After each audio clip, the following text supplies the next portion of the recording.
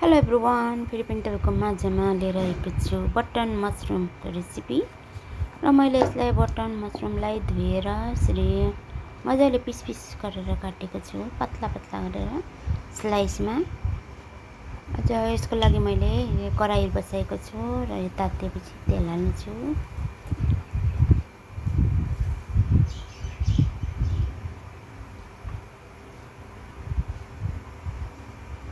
Button mushroom चाहिँ मलाई एकदमै मनपर्छ। तपाईहरुलाई कस्तो लाग्छ, मनपर्छ पर्दैन, तपाईले कमेन्टमा लेख्न सक्नुहुन्छ। र तपाईलाई यो रेसिपी देखाइरहेको छु। तपाईहरुले यसलाई मन पर्यो भने लाइक कमेन्ट शेयर गर्न सक्नुहुन्छ। लाइकमा मैले प्याज हालेको छु, तेल र प्याज, यसमा टमाटर हालेको छु,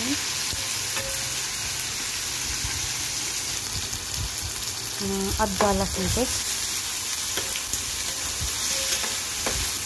गार्लिक जिन्जर पेस्ट, हल्दी हालेको छु। मजाले चलाउँदै तपाईँले यो मसलालाई पकाउन सक्नुहुन्छ। यसमा मैले मसला रेडी गरेको छु।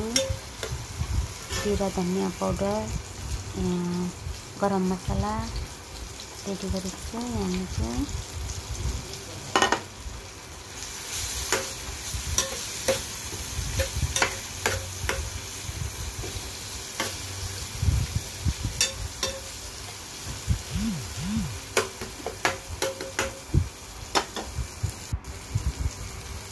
Chilli powder हाल्नेछु।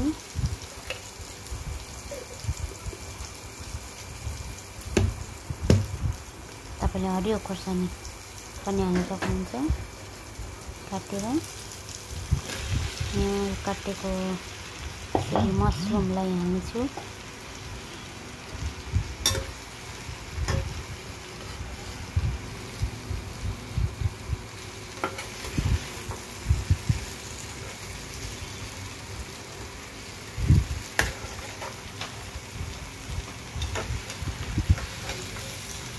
मजाले मसलालाई यसरी चलाउने छु र फिट्ने छु। यसमा स्वाद अनुसार नुन हालेको छु र मजाले यसरी चलाउने छु। अलिकति पकाउनको लागि चाहिँ यसलाई अलिकति नडरोस् भनेर चाहिँ अलिअलि पानी हाल्नुपर्छ, त्यति होइन। यहाँ मैले यसरी यो मसलाको प्लेटमा यस्तै पानी हालेको छु। मसलाहरू पनि त्यही जान्छ र यसलाई म एकछिन छोपेर पकाउँछु। बेसी पकाउनु पर्दैन, यस्तै 10-15 मिनट पकाउनुपर्छ होला।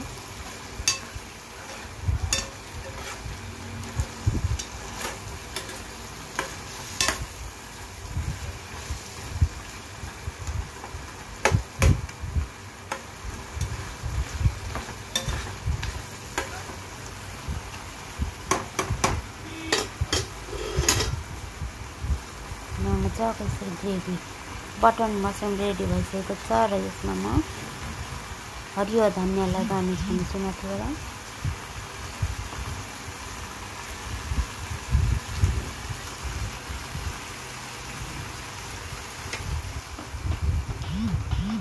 एकदमै healthy tasty button mushroom ready भइसकेको छ।